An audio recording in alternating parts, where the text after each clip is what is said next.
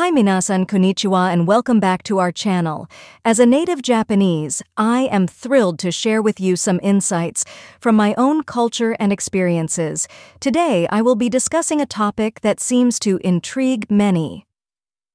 Why are many Japanese people slim?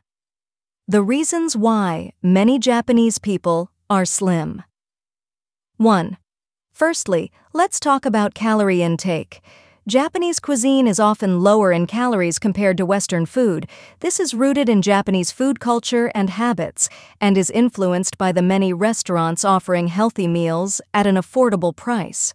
For example, gyudon, a popular Japanese fast food, is relatively low-priced, rich in protein, and healthier than many options.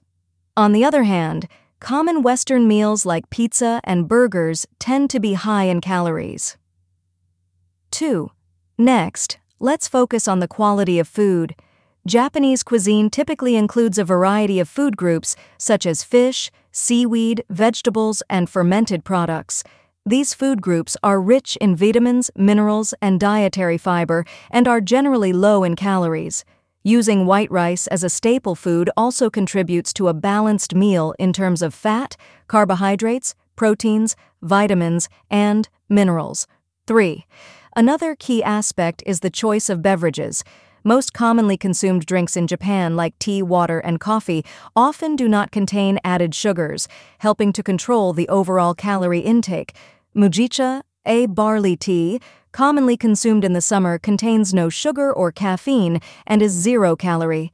4. Japanese people approach meals differently than many other cultures. There is an emphasis on balanced eating.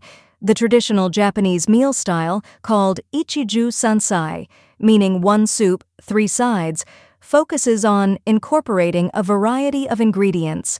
This includes protein sources like meat, fish, and tofu, vegetable dishes, and fermented foods, which allows for a balanced diet. 5. Shopping habits also play a role. In Japan, medium-sized supermarkets are common and usually within a 10-minute bike ride for most families. This allows for regular purchases of fresh meat and vegetables, leading to a higher proportion of home-cooked meals. This environment contributes greatly to maintaining a healthy diet. 6. The way of life for many Japanese women is another factor. A significant number of married women in Japan are homemakers or work part-time, which often allows time for cooking home meals. This reduces reliance on eating out. Also, due to the risks and labor involved, deep-fried foods are not frequently cooked at home, leading to a lower-fat diet. 7. From an educational perspective, Japanese schools include home economics as part of the curriculum, where students learn about cooking, sewing, childcare, and health. In cooking classes, students learn about calories and nutrients, and they are taught how to classify foods correctly. They study this subject for 9 years from elementary to junior high school, ingraining this knowledge into even those who might be less academically inclined. 8. At Japanese companies, annual health checkups are mandatory. If an employee gains weight, a doctor will address it, providing an opportunity for self-awareness about their health condition. This is a very useful practice for weight and health management. 9.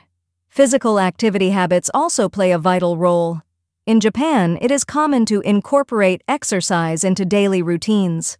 Many people walk or bike to get around, especially since the use of public transportation is prevalent. This naturally becomes a form of exercise.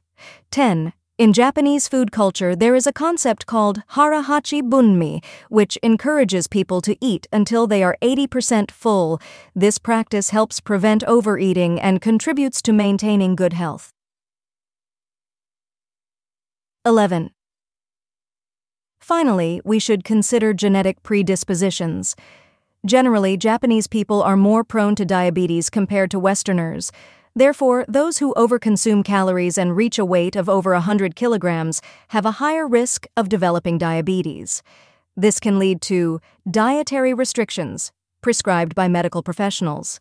However, it's crucial to emphasize that maintaining a healthy weight and lifestyle is the best preventive measure against such health issues.